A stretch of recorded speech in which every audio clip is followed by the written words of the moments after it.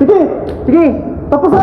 Dito nga sa abandonadong paralan, nasuffocate kami dahil sa napakadaming makamandag na ahas, kaya sinunog namin. Anong di parang side? Ay, sana!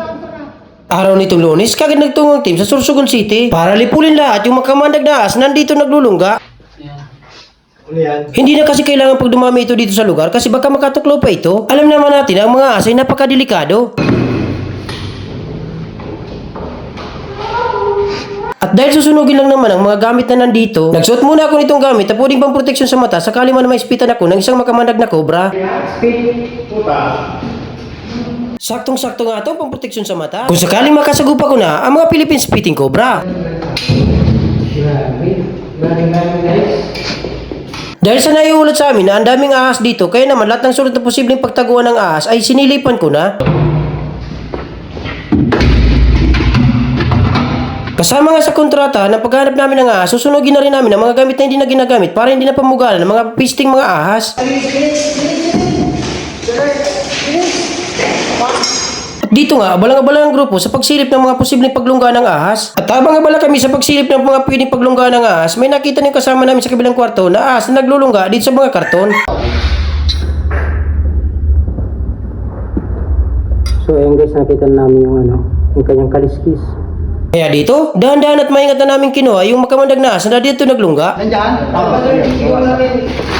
Sa dami nga ng gamit, sarap na sarap yung ahas matulog dito.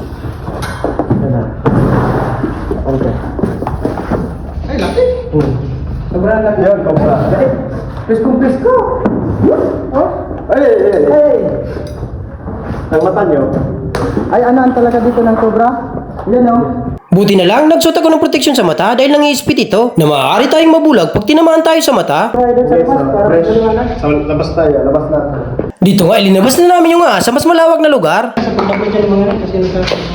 May lagayan ka ba? Dito na, ito na, sa dito may tayong sa lagayan. Ito, sa magdang lagayan.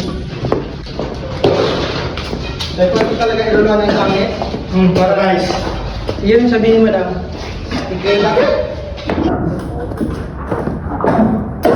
Galit na galit nga ang ulupong na ito. Kaso may pinirmahan kaming kontrata na alisin namin dito sa lugar. May lagayan ba ka ba? Ayan, sa magdang.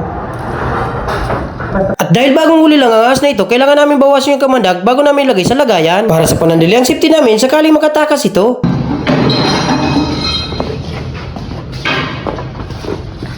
Pag cobra po lang kukunin dyan niya. Pag hindi cobra, pag wala kamanda. Ayaw, dumaloy, ayan, Hindi tayo down. magkamali pag mga ay bukas pagkain sa Sa lakas nga ng apoy, muntik nang masunog yung paaralan at naubos na rin yung tubig ng bumbero namin. Tade. Ay nagtulong-tulong na kami umigib sa malayo dahil baka masunog pa ang paaralang ito. Takla. Talaga ni emergency. Sa sobrang layo na nga ng iniigiban, talagang hiningal kami dito. Kaso kung masunog ang paaralan, kami ang liable nito. At dito, nagpatuloy kami sa paghahanap. Bawat sunog na pwedeng paglunggan, hindi namin pinaligtas. Dito nga, medyo kinikilabutan ako dahil may kakaiba kong nararamdaman sa paligid. Habang nga nagkiklearing ako dito sa mga sulok-sulok, may kakaiba kong nararamdaman at nanindig yung balahibo ko sa hindi ko mawari. May kwento-kwento kasi na hindi lang ahas yung naninirahan dito sa lugar. Ay, may itlog! May nakita pa nga kami itlog dito ng ahas. Kapag ka may itlog nga, sigurado nandyan yung nanay.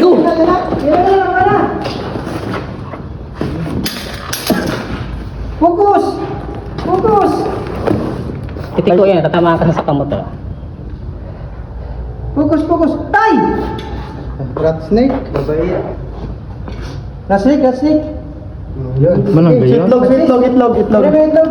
Ilan yung itlog? Send mo na yan. Kaya daw. Sabi ko nga. Itlog. Ay, ayan. Yung tolo. May itlog na dyan. Ilan? Ang dami? Ang dami. Lagayan. Dalawa. Dalawa? Tatlo, ayan o, mayroon pa. Kay lagayan. Lagayan. Dito gay dalaga. Tatlo? Oh, takpan nyo. At dito, matagumpay na namin ako yung pangalawang ahas na nangitlog na sa lugar. Napakapit nga ako sa baging dito dahil may nakita pa kaming cobra. Nakatatlong ahas nga kami sa mga oras na yan. Ang dami nga talagang ahas dito sa lugar. Napakatapang at napakalaki ng kobrang ito. Nakakatakot nga at nakakabahala ang abandonadong para lang ito. Ang kamay. Sana ko. Sabi niya? Tol, saan mo yan, Tol? Nakuha. Kaya bar check mo daw gila yan. At dito kahit sa labas ng building ay chinik ko na rin. Baka kasi mayroon pa dito naglulungga, dadali na namin.